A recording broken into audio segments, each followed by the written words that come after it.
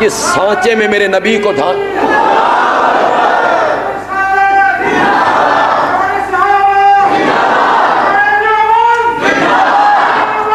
شکر اخیر تے میرا نعرہ بھی لایا نہیں تو میں کہ زور میں لا رہا نعرے ہو رہا دے نہ دے لا کے تو ذرا پلٹیے یار، اس طرف ہم چل نکلے تو اس موضوع پہ چلتے جائیں گے، موضوع ادھورا رہ جائے گا۔ محبت کے کتنے سبب ہیں؟ پہلا سبب کیا ہے؟ جمال، حسن۔ اگر اس وجہ سے محبت ہوتی ہے، میرے نبی کے ساتھ سب سے زیادہ ہونی چاہیے، اس لیے کہ آپ سے بڑھ کے حسین کوئی نہیں۔ اور پنڈی کے لوگوں، محبت کا دوسرا سبب ہے کمال۔ کیا ہے؟ خوبی، کوئی صفت۔ اچھی قرات کرتا ہے تو لوگ قاری سے محبت کرتے ہیں، اچھی تقریر کرتا ہے تو لوگ مقرر سے محبت کرتے ہیں، اچھی نعت پڑھتا ہے تو لوگ اس نعت خان سے محبت کرتے ہیں۔ چنگی کرکٹ کھیڈے تے چھوڑو سو کھلاڑی نال نہیں کرتے، اس کی تصویریں جیبوں میں رکھی ہوئی ہیں جناب، گھروں میں لٹکائی ہوئی ہیں، کھلاڑی کرکٹ، حالانکہ کبھی دیکھا بھی نہیں ان کو، لیکن بڑا پیار کرتے ہیں۔ کیوں؟ اس میں ایک ہنر ہے، ایک خوبی ہے، ایک کمال ہے کرکٹ کا کھیلنا۔ حاتم تائی سے کیوں لوگ محبت کرتے ہیں؟ نوشروان سے، عدل کی وجہ سے، سکندر سے، فتح کی وجہ سے، رستم سے، طاقت کی وجہ سے۔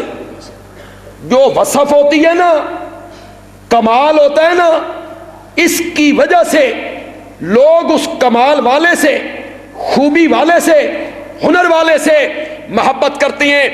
کمال محبت کا دوسرا سبب ہے۔ اگر یہ بات صحیح ہے، پھر بھی لوگوں کو میرے نبی کے ساتھ سب سے زیادہ محبت کرنی چاہیے کہ میرا نبی سارے کمالات کا مجموعہ ہے۔ سارے کمال میرے نبی میں موجود ہیں، ساری خوبیاں میرے نبی میں موجود ہیں۔ الذی اجتمعت فیہ الخصال المحمودہ، اخلاق ان میں، شرافت ان میں، صداقت ان میں، امانت ان میں، دیانت ان میں، عدل، اللہ اللہ اللہ اللہ، عدل ان میں۔ میری بیٹی فاطمہ بھی چوری کرتی، لقطعت یدہا، تو میں اس کے ہاتھ کاٹ دیتا۔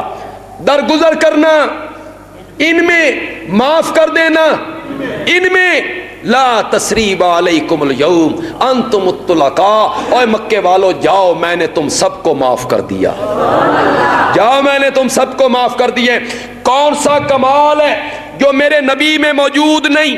حسن یوسف،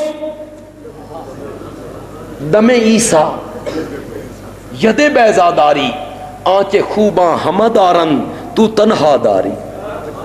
وہ سارے کمال، سارے نبیوں والی خوبیاں اللہ نے جمع کی میرے نبی میں، وہ سارے کمال اللہ نے جمع کیے میرے نبی میں۔ اردو کا شاعر کہتا ہے، سینے چمن کو اپنی بہاروں پہ ناز تھا۔ میں اس کو اپنی طرف لے جاؤں۔ اللہ نے ایک باغ لگایا نبوت کا، جس میں پہلا بوٹا آدم ہے، دوسرا بوٹا نوح ہے، اس میں ایک پھول ابراہیم ہے، اس میں ایک پھل موسیٰ ہے، اس میں ایک درخت حضرت عیسیٰ ہے۔ بڑا خوبصورت باغ ہے، اس میں یوسف جیسا پھل ہے، یعقوب جیسا پھول ہے، زکریا جیسا پھول ہے، گلشن سج گیا ہے۔ شاعر کہتا ہے، سہنے چمن کو اپنی بہاروں پہ ناز تھا، وہ آ گئے تو ساری بہاروں پہ چھا گئے۔ میرا نبی آیا تو میرا نبی ساری بہاروں پہ چھا گیا۔ وہ ساریاں خوبیاں اور کمال اللہ نے میرے نبی میں کیا کر دیے؟ میں مانتا ہوں، میں انبیاء کے درمیان تقابل کا قائل نہیں ہوں۔ ہم ڈنمارک کے ان بے غیرت کتوں پر لعنت بھیجتے ہیں جو ایک نبی کو مانے، دوسرے کے خاکے چھاپیں، ایک نبی کو زبانی طور پہ مانے، دوسرے نبی کی توہین کرے، ہم ان کتوں پہ لعنت بھیجتے ہیں۔ ہم اعتدال پسند امت ہے، معتدل امت ہے، ہم سب نبیوں کا احترام کرتے ہیں، ہم سارے نبیوں کا ادب کرتے ہیں، کسی نبی کی ادنا سی توہین کفر ہے، کیونکہ حضرت عیسیٰ کی ادنا سی توہین کیا ہے؟ کفر۔ کمال یہ ہے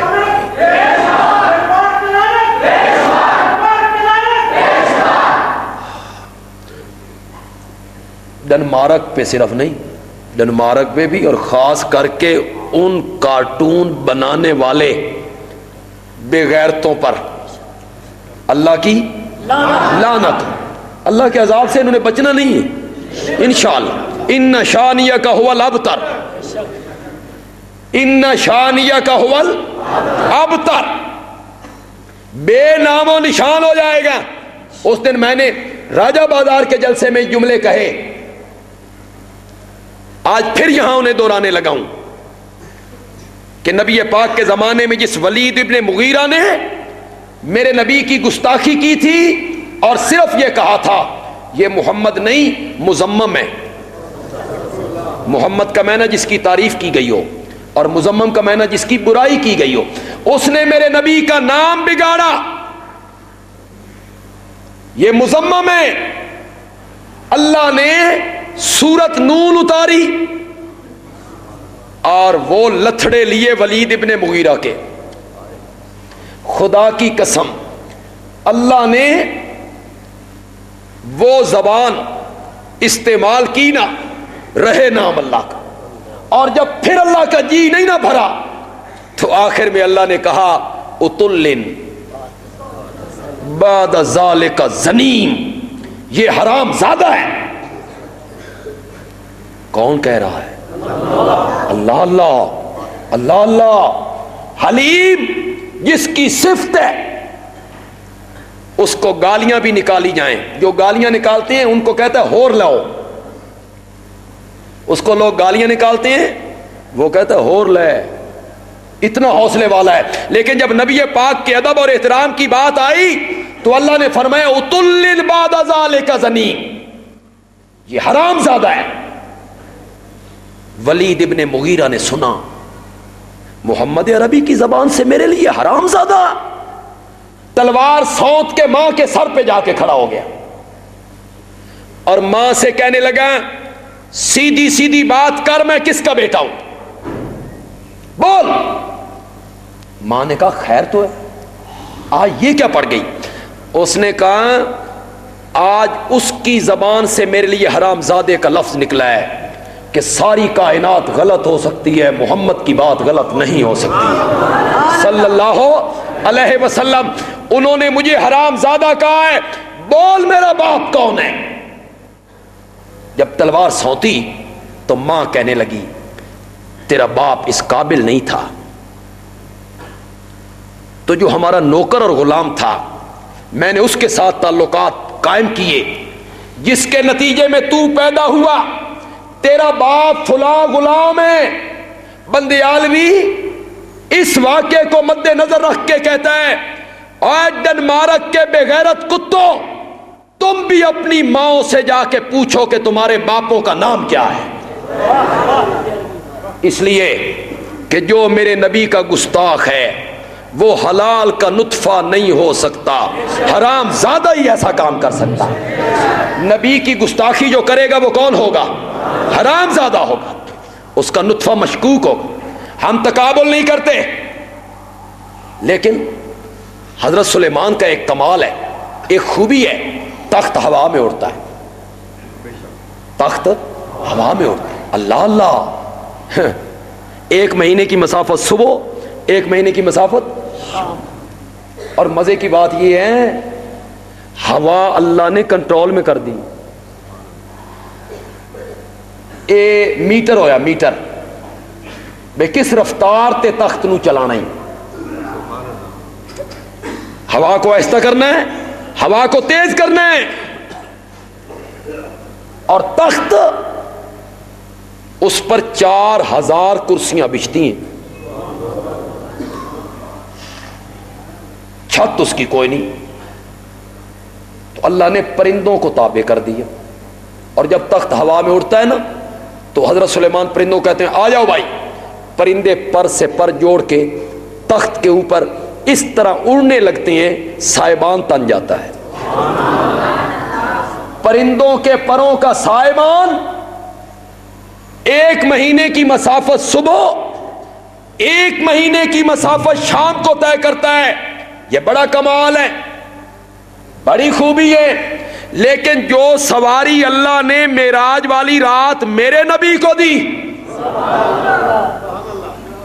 1 مہینے کی مسافت صبح 1 مہینے کی مسافت شام کو طے نہیں کرتی. اس کا قدم وہاں پہنچتا ہے جہاں میرے نبی کی نظر پہنچتی ہے. سارے کمال اللہ نے میرے نبی میں جمع کیے. حضرت موسیٰ علیہ السلام کو کمال بخشے,